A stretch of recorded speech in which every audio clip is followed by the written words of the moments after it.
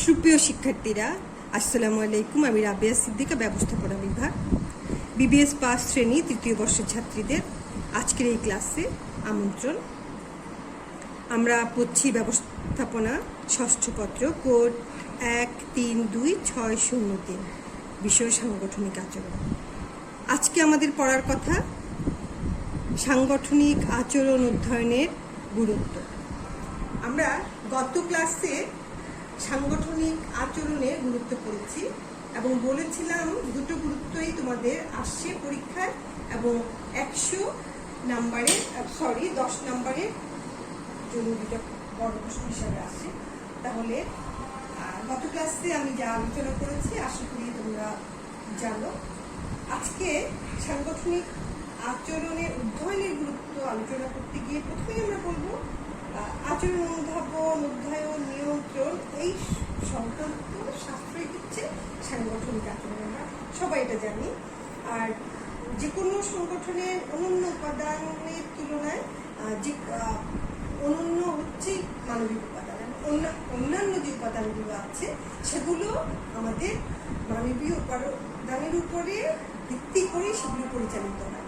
আমার মানবীয় উপকরণ যত শক্তিশালী থাকবে, আমরা তাকে যত সুন্দরভাবে দক্ষতার সাথে পরিচালনা করতে পারবো, অন্যান্য উপাদানগুলো সেভাবে পরিচালিত হবে। আমরা জানি কি অন্যান্য উপাদানগুলো কি মানুষ ছাড়া, যেমন বিভিন্ন কাঠামো, একটি সংগঠনে বিভিন্ন ধরনের কাঠামো থাকে, এই কাঠামোগুলো আমাদের এক একটা উপাদান। কোনো সংগঠনের কাঠামো বড়, কোনো সংগঠনের কাঠামো ছোট, বিভিন্ন দল উপদল আছে, বিভিন্ন পদমর্যাদায় বিভিন্ন ব্যক্তিগণ আছেন। এই যে সাংগঠনিক কাঠামোর যে রোলটা আমাদের সাংগঠনিক আচরণের উপর প্রভাব ফেলে, এটা কিন্তু আমরা গত বেশ কয়েকটা ক্লাস আগে আলোচনা করেছি, যে উপাদান সম্পর্কিত আলোচনা। এরপর যেটা ছিল প্রযুক্তি।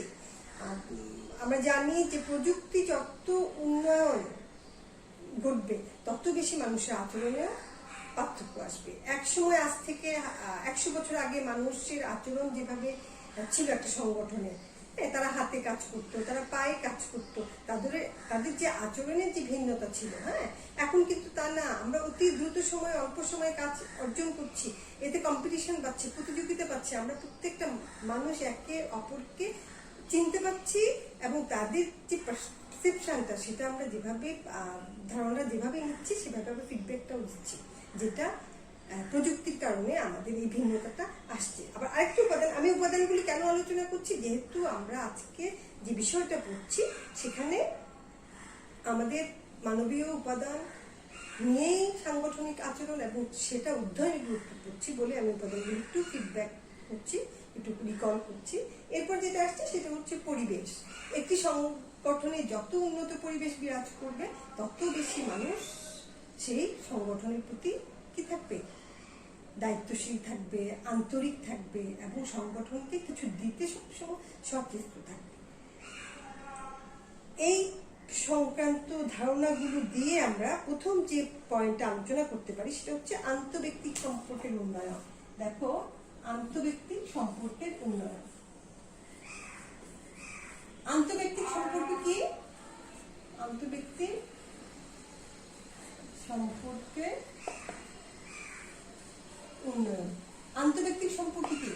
একটি প্রতিষ্ঠানে যে দল থাকে, যে ব্যক্তি থাকে, তাদের মধ্যকার যে সম্পর্ক সেটা হচ্ছে আন্তঃব্যক্তিক সম্পর্ক। আমরা জানি একজন নিজেকে ঠিক যেভাবে জানতে পারে অন্যকেও ঠিক সেভাবেই জানার চেষ্টা করে। এখন সংগঠনে যে ব্যক্তিরা আছে, যে ব্যক্তিবর্গরা আছে, তার প্রত্যেকে জানার চেষ্টা করে এবং এই জানাটা যত বেশি গভীর হবে, আমরা যত বেশি মানুষের ব্যক্তিত্ব জানতে পারবো, মনোভাব জানতে পারবো, তাদেরকে যত পারসেপশন করতে পারবো, প্রত্যক্ষণ করতে পারবো এবং নেতৃত্বের বিভিন্ন কৌশলগুলো, যোগাযোগের কৌশলগুলো, আচরণ ইত্যাদি সম্পর্কে আমরা যত বেশি ধারণা লাভ করতে পারবো তত বেশি আমাদের এই সম্পর্কটা উন্নয়ন হবে। তাহলে আমরা যেটা করছি সেটা কি? সাংগঠনিক আচরণ অধ্যয়ন কেন করছি?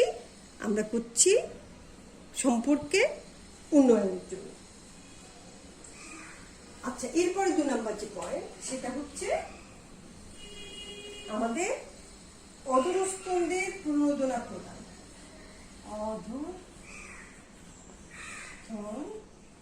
যে অধস্তন কারা, প্রণোদনা প্রদান। অধস্তন কারা? একটি প্রতিষ্ঠানে যারা একজনের অধীনে কাজ করেন তিনি হচ্ছেন অধস্তন। যেমন উপরে যিনি বস, তার আন্ডারে আমি কাজ করছি, বস আমার ঊর্ধ্বতন এবং আমি হচ্ছি অধস্তন। তাহলে এই অধস্তনরা সবসময় কর্ম কিসে থাকে? চাপে থাকে। তারা প্রতিষ্ঠান থেকে এই কাজের বিনিময়ে কিছু পেতে চায়। এখন এই পাওয়াটা কিসের মাধ্যমে পাবো? ওই যে বেতনটা আমরা মাসে মাসে পাচ্ছি সেটা তো পাচ্ছি, সেটা আমার মজুরি, সেটা আমার প্রাপ্য। কিন্তু শ্রমিকের মজুরি পায়, ঊর্ধ্বতন যারা তারা বেতন পান, কেউ হয়তো একটা প্রণোদনা হিসাবে, ইনসেন্টিভ হিসাবে পায়। সেগুলি প্রত্যেকটা পাওয়ার বাইরে অধস্তনদের প্রণোদিত করতে হয়। কেন করতে হয়? যেন তারা কাজের প্রতি অতি আন্তরিক হয় এবং কাজের প্রতি একঘেয়েমি দূর হয়, কাজের প্রতি আরো বেশি অনুরাগ। এই প্রত্যেকটা পেতে হলে, কর্মদক্ষতা পেতে হলে, প্রতিষ্ঠানের লক্ষ্য অর্জনকে সফল করতে হলে আমাকে অবশ্যই প্রতিষ্ঠানে যারা অধস্তন আছে তাদেরকে প্রণোদনা প্রদান করতে হবে। এখন কাকে কি ধরনের প্রণোদনা প্রদান করতে হবে সেটা বোঝা এবং তাদেরকে প্রণোদনা প্রদানের যে বিভিন্ন উপায়গুলো আছে সেগুলোর সমন্বয় ঘটিয়ে আসলে ব্যবস্থাপকগণ তাদের যে করণীয় প্রণোদনা প্রদান সম্পর্কে সেগুলো বুঝতে পারে। এই সাংগঠনিক আচরণ অধ্যয়নের মাধ্যমে যখন ব্যবস্থাপকরা এই ধারণাগুলো সম্পূর্ণ স্পষ্ট করতে পারেন, তখন প্রতিষ্ঠানের যারা অধস্তন তারা কার্য সম্পর্কিত সন্তুষ্টিটা অর্জন করতে পারে। এরপরে যে পয়েন্টটা সেটা হচ্ছে সৌহার্দ্যপূর্ণ সম্পর্ক রক্ষা, শিল্প সম্পর্ক রক্ষা। দেখো 3 নাম্বার সৌহার্দ্যপূর্ণ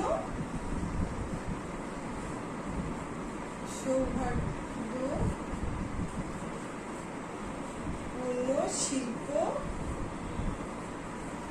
সম্পর্ক রক্ষা।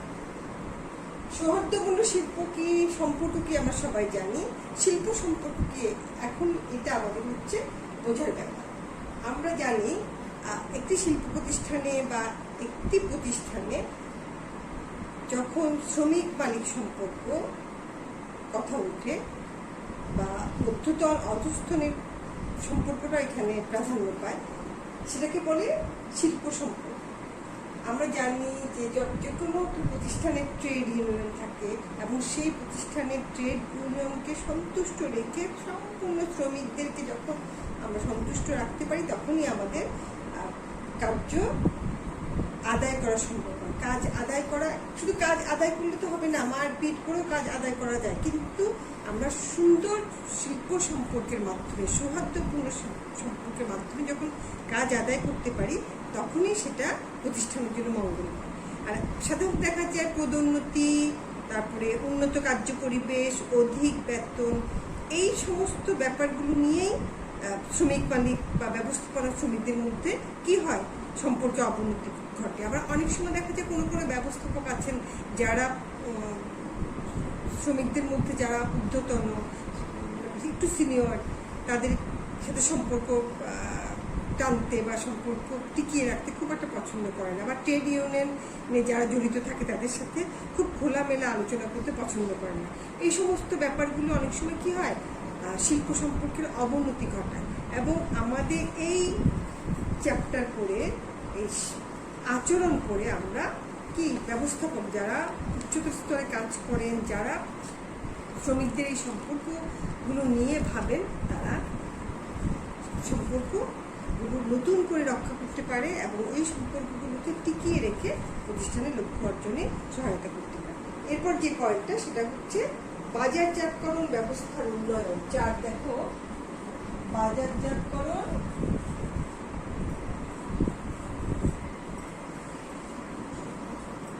ব্যবস্থার উন্নয়ন। বাজারজাতকরণ কি?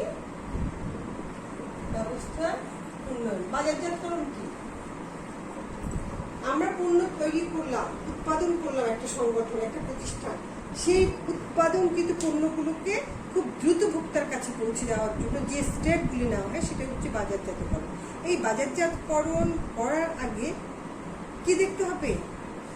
আচরণ দেখতে হবে। কার আচরণ? ভোক্তাদের আচরণ। ভোক্তারা কি চায়, তারা কিসে সন্তুষ্ট হবে, কি পেলে সন্তুষ্ট হবে। শুধুমাত্র পণ্য না, পণ্যের সাথে সহযোগী আরো কিছু থাকে মার্কেটিং সংক্রান্ত, যেমন আমরা দেখি একটা কিনলে একটা ফ্রি, এরকম কিছু কিছু প্রণোদনা আমাদের ক্রেতাদের জন্য থাকে। এই সমস্ত বিষয়গুলো আচরণের গত কিছু দিক।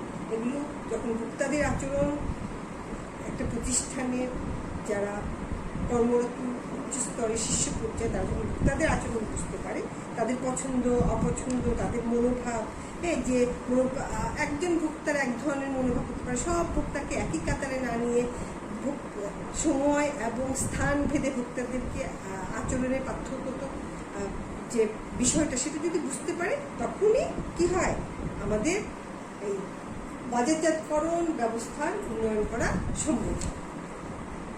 তবে আমরা দেখছি প্রতিষ্ঠানে বাজারজাতকরণ ব্যবস্থার উন্নয়ন যখন আমরা আচরণ পড়ি, আচরণ পাঠ করি, আচরণকে নিয়ে ভাবি, তখনই উন্নয়নটা সম্ভব হয়। এখন পণ্য বন্টন প্রণালী, নতুন নতুন পণ্যের উদ্ভাবন, পণ্যের প্রচারণা, বিভিন্ন বিষয় ভোক্তা ও ক্রেতাদের মধ্যে যে মনোভাব, এগুলো বোঝা আমাদের আচরণ সম্পর্কিত ব্যাপার। এবং আচরণ জানলে আমরা এগুলো খুব সহজেই বের করতে পারবো, এবং প্রতিষ্ঠানে যারা ব্যবস্থাপক তারা এগুলো নিয়ে গবেষণা করে বাজারকে বা বাজারজাতকরণকে উন্নয়ন পর্যায়ে নিয়ে যেতে পারে। আমরা জানি প্রত্যেকটা প্রতিষ্ঠানে একটা উন্নয়ন প্রতিকূল পরিবেশ থাকে, সেই পরিবেশগুলো সম্পূর্ণ মানবীয় উপাদান দ্বারা প্রভাবিত। এবং মানবীয় উপাদান শুধুমাত্র প্রতিষ্ঠানের ভেতরে না, প্রতিষ্ঠানের বাইরেও যে ভোক্তা আছে, প্রতিষ্ঠানের বাইরে যে প্রতিযোগীরা আছে, যারা আমাদেরকে প্রতিনিয়ত বিট করছে, আমরা ওদের সাথে কম্পিট করে চলছি, তাদেরকে বুঝতে হলেও আচরণকে বুঝতে হবে। এবং লাস্ট যেটা, সেটা হচ্ছে সাংগঠনিক, লাস্ট না, 5th নাম্বার, এটা 6টা পয়েন্টের একটা প্রশ্ন উত্তর। সংগঠনকে অধিকতর কার্যকরী করে তোলা। সংগঠনকে কখন আমরা কার্যকরী করতে পারি? আমরা যখন দক্ষতার সাথে সাংগঠনিক কার্যকরীকে কি করতে পারি? অর্জন করতে পারি। তাহলে দেখো এরপরে যে পয়েন্টটা 5 নাম্বার পয়েন্ট,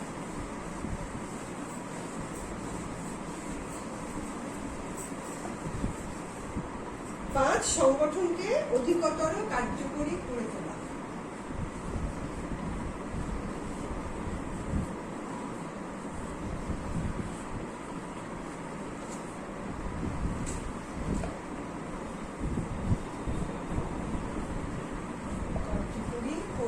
কার্যকর কি?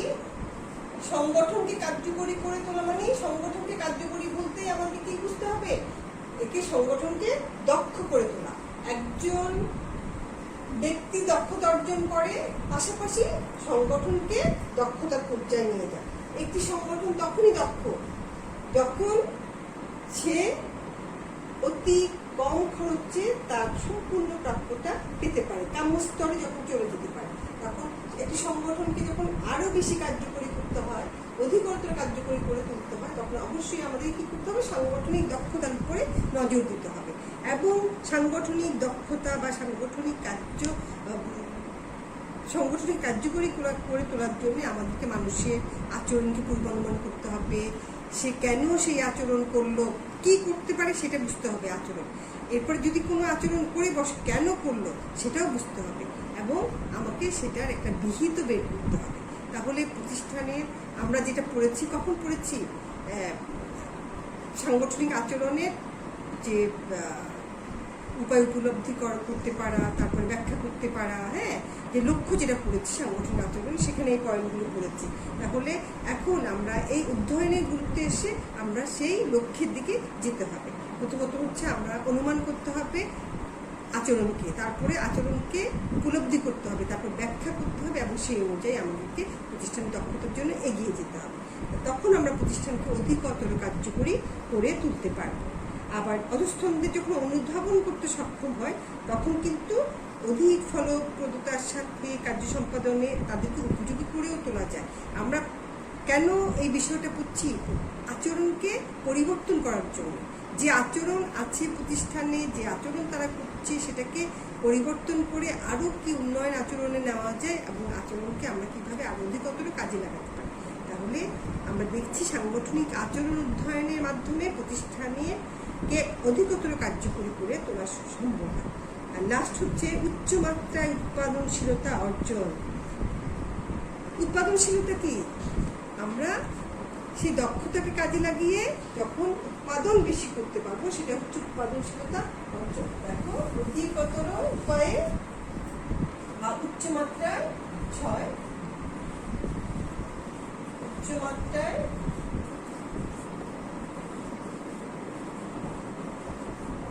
উৎপাদনশীলতা অর্জন। আমরা যে পয়েন্টগুলো এতক্ষণ আলোচনা করেছি সবগুলি পয়েন্টকে যদি আমরা একটা মূল বিন্দুতে নিয়ে আসি তখন কি দেখবো? ব্যবস্থাপনার ফলপ্রদতা বা কার্যকারিতার উপর প্রতিষ্ঠানের কর্মীদের উৎপাদনশীলতা নির্ভর নিশ্চয়ই করবে যখন আমরা সবগুলোকে একত্রিত করতে পারব। আর শুধুমাত্র কারিগরি বা আর্থিক দিকগুলো দক্ষতার সাথে চালালে কিন্তু কখনোই প্রতিষ্ঠান তার মূল লক্ষ্যে পৌঁছতে পারবে না, যতক্ষণ না কর্মীরা স্বতঃস্ফূর্তভাবে এবং তাদের আচরণকে পজিটিভলি না কাজে লাগায়।